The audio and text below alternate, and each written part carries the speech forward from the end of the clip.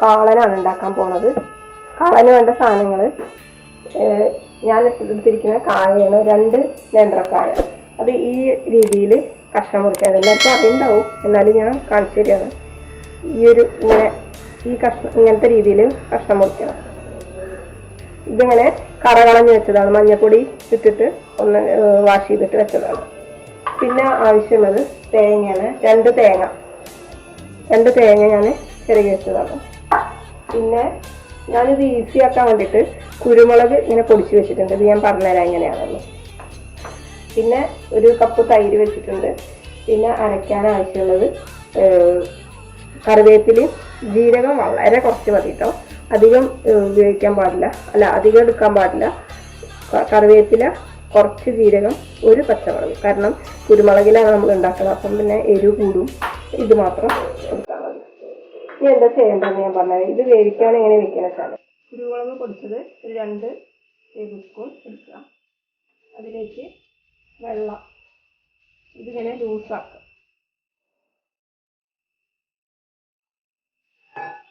ഇത് ലൂസാക്കുക. എന്നിട്ട് ഏതിലാണ് നമ്മൾ ഉണ്ടാക്കുന്നത് അതിലേക്ക് അരിക്കുക. ഈ കരികൾ പെടാൻ പാടില്ല. ഒരു ചട്ടി എടുത്തിട്ടുണ്ട്. ആ ചട്ടിയിലേക്ക് നമുക്ക് ആദ്യം തന്നെ കഷ്ണങ്ങളൊക്കെ ഇതിലേക്കിട്ടിട്ടുണ്ട്.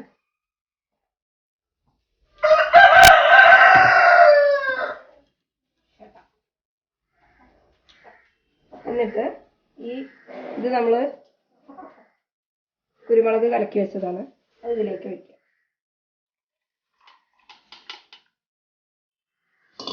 ഇതിന്റെ പാകത്തിന് വെള്ളം ഇത് നമ്മൾ കഴുകിയിട്ട് ഒഴിക്കുക.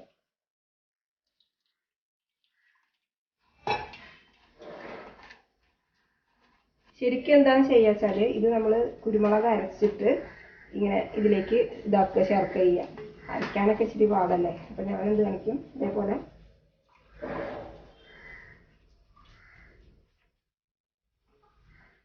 ഇങ്ങനെ കുരുമുളക് കലക്കിയിട്ട് കുരുമുളക് പൊടിച്ചിട്ട് ഇതേപോലെ മതി. അപ്പോൾ ഈസിയാണല്ലോ.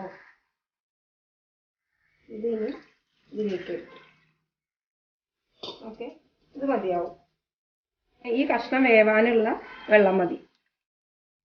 ഇതാ കറക്റ്റ് വറ്റിയിട്ട് ഈ കഷ്ണം മാത്രം ആവണം. ഇനി ഇത് വേവാൻ വയ്ക്കുക. ഇതിൽ ഉപ്പും മഞ്ഞപ്പൊടി ഇടണം. മഞ്ഞപ്പൊടി കൂടുതലാവാൻ പാടില്ല, വളരെ കുറച്ച് മതി. 1/4 ടീസ്പൂൺ മഞ്ഞപ്പൊടി. മഞ്ഞളിന്റെ കളർ കുറച്ചുണ്ടാവും. ഓക്കെ, 1/4 ടീസ്പൂൺ മഞ്ഞപ്പൊടി, പാകത്തിന് ഉപ്പിടുക. ഇനി വേണമെങ്കിൽ നമുക്ക് പിന്നെ ഇടാലോ, ഇപ്പോൾ ഇനി ഇത് നന്നായിട്ട് ഇളക്കിയിട്ട് ഇതിങ്ങനെ ഒന്ന് മൂടി കിടക്കണം, അത്ര മാത്രം നോക്കിയാൽ മതി. എന്താ ഇനി ഇത് ഞാൻ അടുപ്പത്ത് വെക്കാൻ പോവാണ്. ഇതിൻ്റെ ആവശ്യം ഇത്രേ ഉള്ളൂ. കുരുമുളക് കലക്കിയിട്ട് മഞ്ഞപ്പൊടിയും ഉപ്പും ഇട്ടിട്ട് ഇത് വേവിക്കാൻ വെക്കാനാണ്. ഇത് ഞാൻ കുരുമുളക് പൊടിച്ച ജാറാണ്. ഇതിലേക്ക് 1 പച്ചമുളകും, ഇത്രയും ജീരകം അധികമാവാൻ പാടില്ല, വളരെ നുള്ളു മാത്രം ഇടുക. ജീരകം, അതേപോലെ തന്നെ കറിവേപ്പില.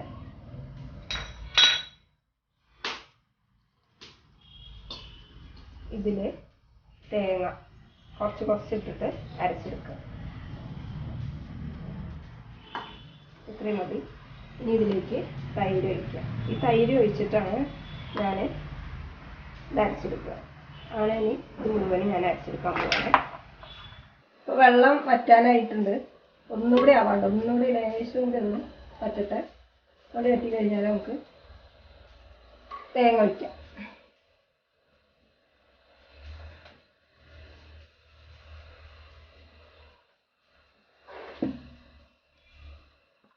തേങ്ങ അരച്ച് വെച്ചിട്ടുണ്ട്. ഇത് ഇതിലേക്ക് വെക്കാൻ പോവാണ്.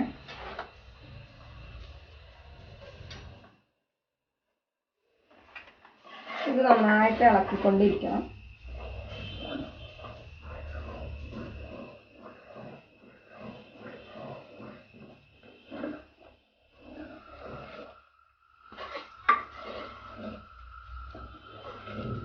ഇനിയിപ്പോൾ ഉപ്പ് ഉണ്ടോ എന്നുള്ളത് നോക്കാം. ഇല്ലെങ്കിൽ കുറച്ച് ഉപ്പിട്ടു.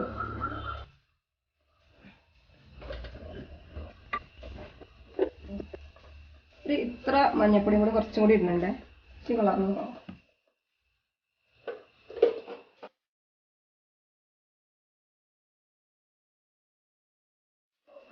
ഇങ്ങനെ പൊട്ടിത്തെറിച്ചുകൊണ്ടിരിക്കും. അപ്പോൾ അങ്ങനെ അത് ഇറക്കിയാൽ അപ്പോൾ ആ പൊട്ടിത്തെറി പ്രശ്നം ഉണ്ടാവില്ല.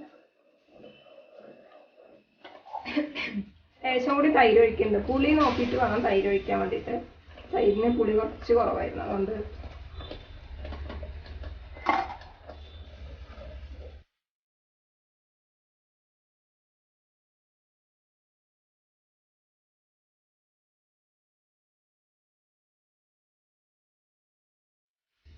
ഇളക്കിയിട്ട് ഇനി ഒന്നിങ്ങനെ ആ വെള്ളമൊക്കെ ഒന്ന് വറ്റണം. ഒന്നിങ്ങനെ കുറുകി വരണം. ആ പാകം വരെ ഇനി ആ പാകം വരുമ്പോൾ ഞാൻ കാണിച്ചു തരാം.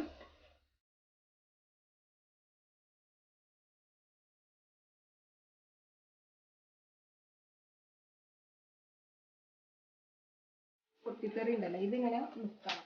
ആ സമയത്താണ് ഇത് കറക്റ്റ് ആയി എന്ന് പറയുക. കാരണം ആ വെള്ളമൊക്കെ ഇങ്ങനെ പൊട്ടിത്തെറിച്ച് ഇതാവും. അപ്പം ഇതിങ്ങനെ ഇങ്ങനെ കുറച്ച് കുറച്ച് ഓരോന്ന് രണ്ടെണ്ണമൊക്കെ ആവുന്ന സമയത്ത് നമ്മൾ ഇത് ഓഫാക്കാം.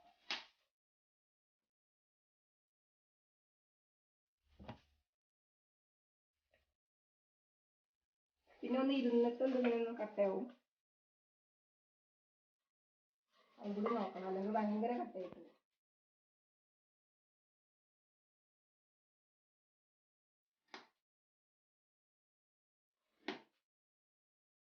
ഇപ്പോൾ ഇങ്ങനെ ഒരു പരുവത്തിലായിട്ടുണ്ട്. കുറച്ചും കൂടി ആവാണ്ട് ഇങ്ങനെ.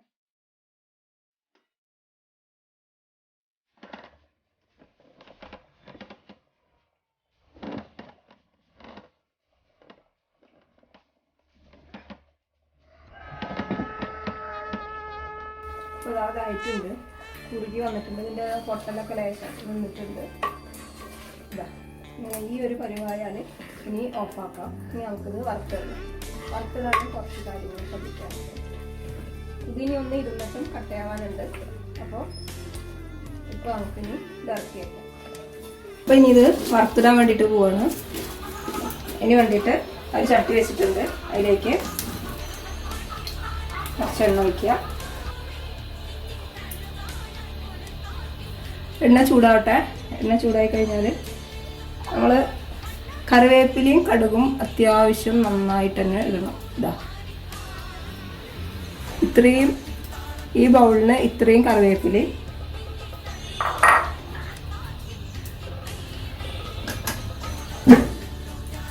ഇത്രയും കടുകും ആവശ്യമാണ്. അപ്പോൾ ഇത് ചൂടായിട്ടുണ്ട്. ഇതിലേക്ക് നമുക്ക് കടുക് ഇടാം.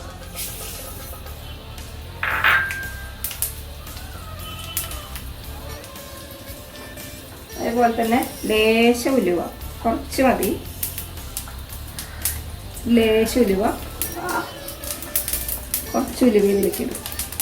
ചെറുതായിട്ടൊരു മണം വരണം.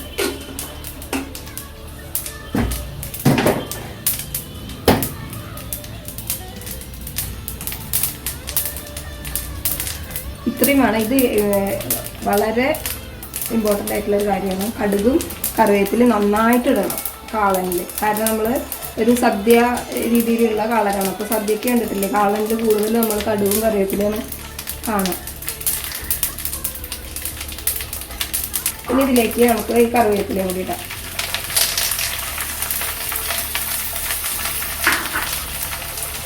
നന്നായിട്ട് ഇളക്കണം.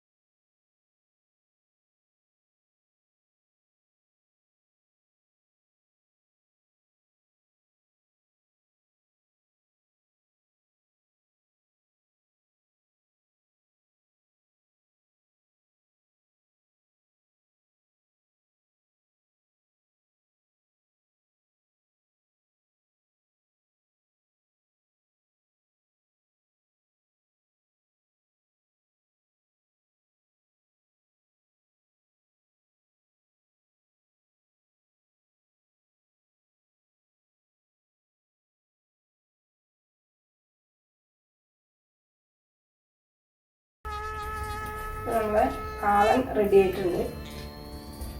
അപ്പോൾ എല്ലാവരും ഒന്ന് ഉണ്ടാക്കി നോക്കുക ഈ ഒരു രീതിയിൽ.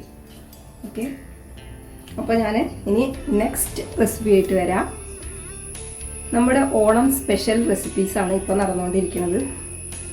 ഇപ്പോൾ ഞാൻ സാമ്പാർ ഇട്ടു, പുളിയിഞ്ചി ഇട്ടു, അതേപോലെ തന്നെ ഇപ്പോൾ കാളനും ഇട്ടിട്ടുണ്ട്. ഇനി നെക്സ്റ്റ് ഓരോന്നോരോന്നായിട്ട് ഞാൻ നിങ്ങൾക്ക് ചെയ്തുതരാം. അപ്പം എല്ലാവരും ഇതൊക്കെ നോക്കി ഉണ്ടാക്കി ഒന്ന് എനിക്ക് കമൻറ്റ് ചെയ്യാം. ഓക്കെ, നന്നായിട്ടുണ്ടോ ഇല്ലേ എന്നുള്ളതൊക്കെ. അപ്പോൾ ശരി, എല്ലാവർക്കും നല്ലൊരു ദിവസം നേർന്നുകൊണ്ട് ഞാൻ നെക്സ്റ്റ് റെസിപ്പി ആയിട്ട് വരാം. അതുവരേക്കും എല്ലാവരോടും ബൈ.